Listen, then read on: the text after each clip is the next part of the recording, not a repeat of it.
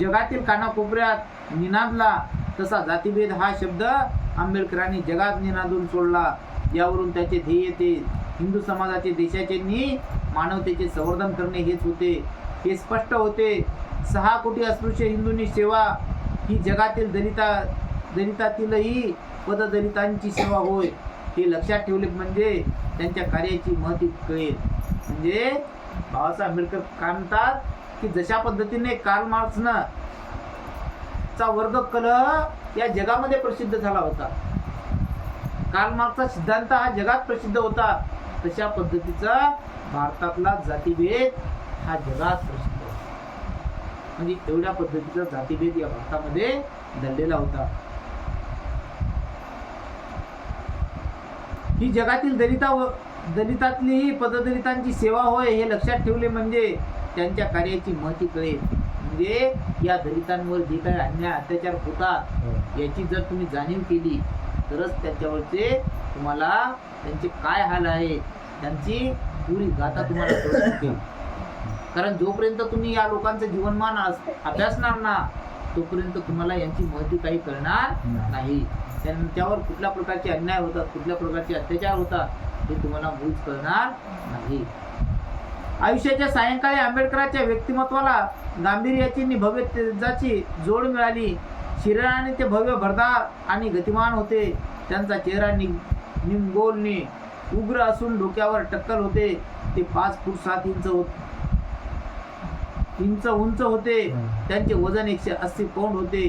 छाती 44 इंच होती. त्यांचे विशाल भाल त्यांच्या विशाल महत्वाकांक्षेचे दिग्दर्शक होते. त्यांची महत्वाकांक्षा इतकी उत्तुंग होती की राष्ट्रातील उच्चतम पट सुद्धा आपल्या योग्यतेची दृष्टीने छोटे ठरेल असे त्यांना वाटे. त्यांची पुढे आलेली आव्हान देणारी भरदार हनुवटी आकाश कोसळले तरी अंगीकृत कार्य तडीस नेण्याच्या अलौकिक धैर्याची निदर्शक होती.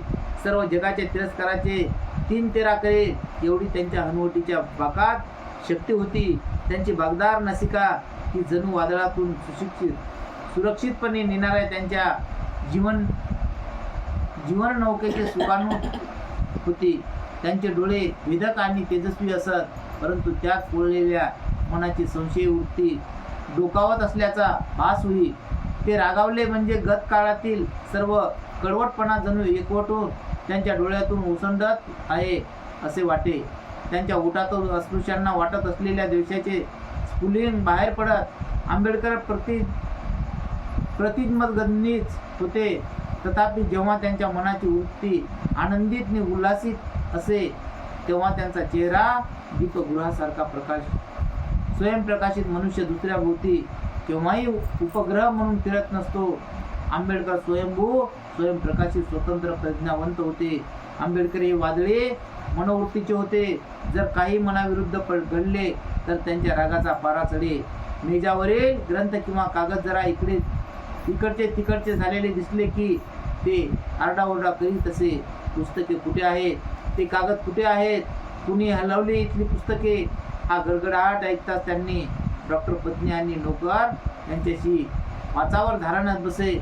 मग हळूच कोणीही अभ्यासिकेत प्रवेश करून विचारित कसले कागद, पुस्तक की वही, कोणत्या आकाराची आणि कोणत्या रंगाची, पुस्तक वा वही सापडेपर्यंत शोधाशोधीत सर्वांची तारांबळ उडे. ते समोर ठेवताच ते म्हणत, अरे हेच ते कुठे होते. थोर पुरुषांचा राग हा क्षणिक असतो, तो दुसऱ्या क्षणी शांत होतो. म्हणजे बाबासाहेब आंबेडकरांचं एक शरीरयष्टीचं वर्णन केलेलं आहे. म्हणजे एवढा बोज बाबासाहेब आंबेडकरांना डोक्यामध्ये साठवायचा होता, आपल्या शिरावर उचलायचा होता. म्हणून बाबासाहेब आंबेडकरांची जी पर्सनॅलिटी होती, भरदार छाती, भरदार बिंड, चांगला उंच पुरा, डोक्याचं टक्कल, डोक्यावरची केस गेलेली आणि ज्ञानाचा भंडार असलेले, कुणाला बुद्धी विचारायची नाही, कुणाचं घ्यायचं नाही.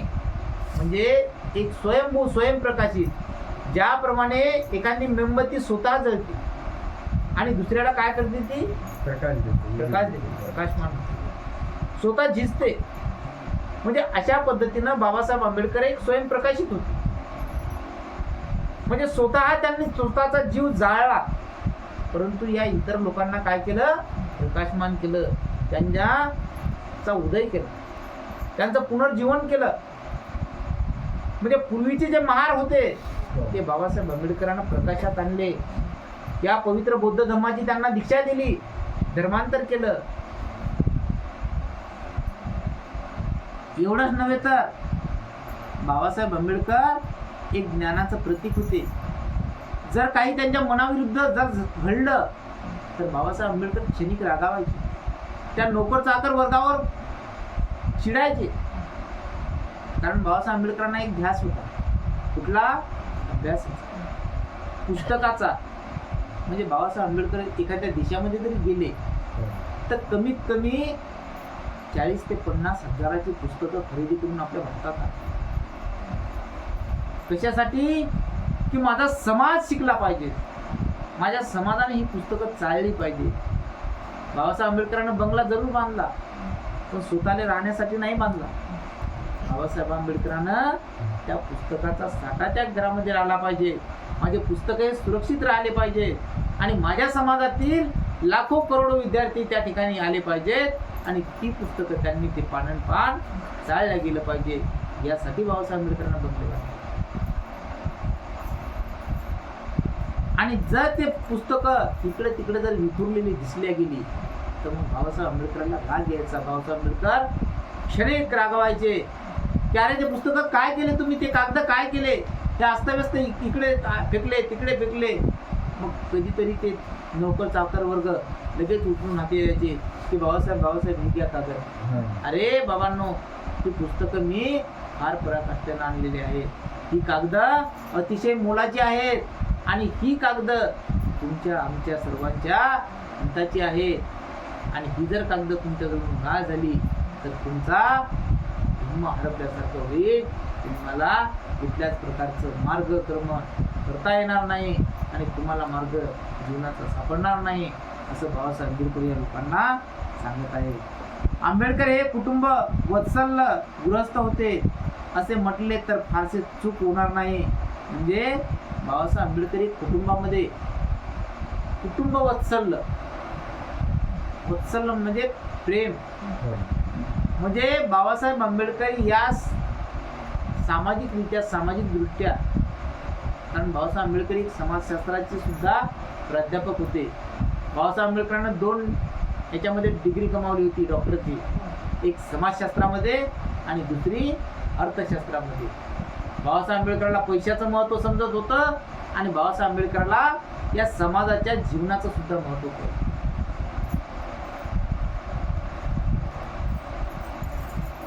ते मात्र आपल्याला असंग समजत सतत दौरे, अखंड अभ्यास आणि सार्वजनिक कार्यासाठी भेटी यातच मोठा नेता गुरफटतो, गुंग असतो. अर्थात तो आपल्या कुटुंबियांना सुद्धा नेता वाटतो. मुलास आणि पुतण्यास आंबेडकर पुढारी वाटत. त्या तटस्थपणात बाबासाहेब इतके मुरले होते की स्वतःच्या मुलाच्या लग्नास उपस्थित राहण्याची त्यांनी पर्वा केली नाही.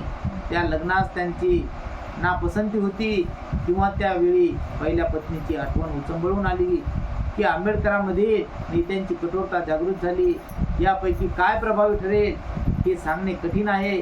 त्यांची दुसरी पत्नी डॉक्टर सविताताई कबीर यांनी यशवंतरावाच्या लग्नास उपस्थिती राहून समारंभ साजरा केला. तथापि पुढे यशवंतरावाचा मुलगा प्रकाश याला पाहताच आजोबा आंबेडकरांनी त्याला सहर्ष गोंजारले. म्हणजे प्रकाश आंबेडकरला सुद्धा बाबासाहेब आंबेडकरांना बघितले.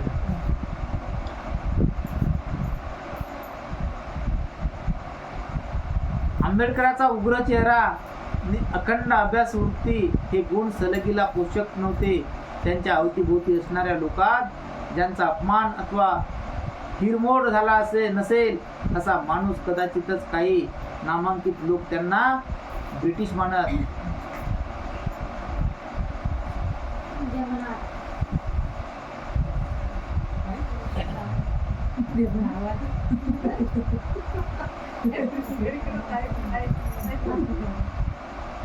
गुलवांग म्हणून संबोधित सरोजिनी नायडू त्यांना मुसोलिनी म्हणत. त्यांचे कर्तृत्व सचोटी प्रकांड पंडित्य अपार त्याग हे गुण त्यांच्या अनुयायात श्रद्धाने भक्ती निर्माण करीत, तरी सुद्धा एखाद्या गतकालीन साम्राज्याच्या ढिगाऱ्याखाली अनेक शहरे लुप्त झालेली असावेत असे आंबेडकरांच्या विस्मृतीस नि बेपर्वाईच्या दरीत अनेक सहकारी स्नेही लुप्त झाले, परमप्रियेचे श्रीयुत झाले, कालगती झाले.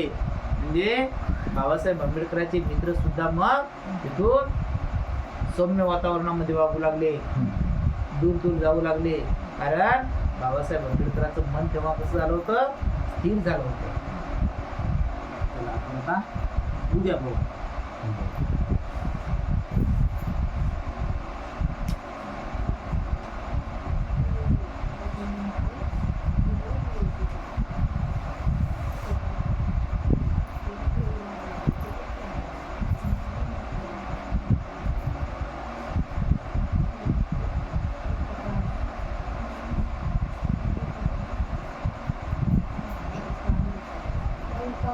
जर जास्ती असतील तर जास्ती घ्यायचे, कमी असतील तर कमी घ्यायचे, मग टाइम पाहून घ्यायचा ना, जास्ती पाणी घ्यायचे. दिवस झाले पाहिजे.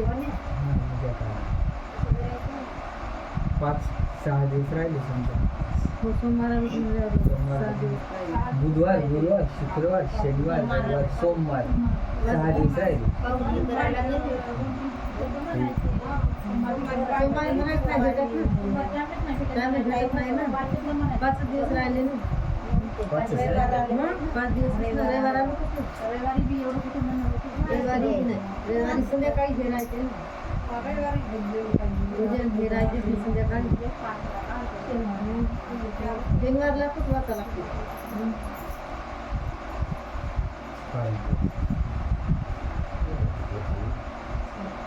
4 दिवस वाचा लागते. टाइम कमी राहिला ना, आता जास्ती वाटलं पाणी जास्त राहिले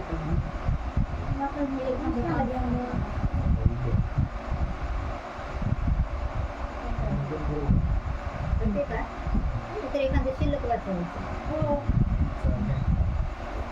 एखादं शिल्लक वाजायचं. घ्या आरती घ्या. घ्या आरती घ्या. गावातून काही आरती घ्या. आवाज किती वाजले? 10. काय माहिती. टाइम नसेल हा. आता तुम्ही हे टाइम पाहणं हो कमी जास्त जास्ती पाणी घ्यायचं. नाही, आपल्या त्यातला एकच चॅप्टर वाचायचा. या ग्रंथातला आपल्याला इथे एकच चॅप्टर घेतलेला आहे. आपण ते चॅप्टर हे करायचा, मग आपल्या याच्यातलं राहिलेलं ते, कारण बाबासाहेब आंबेडकरचा त्या पुस्तकातनी शेवट होणार होता, मग ते शेवट आपल्याला त्या दिवशी घ्यायचा. मग यातला मी एक चॅप्टर तोडला होता, त्याला ते जुळणी केली होती त्याची.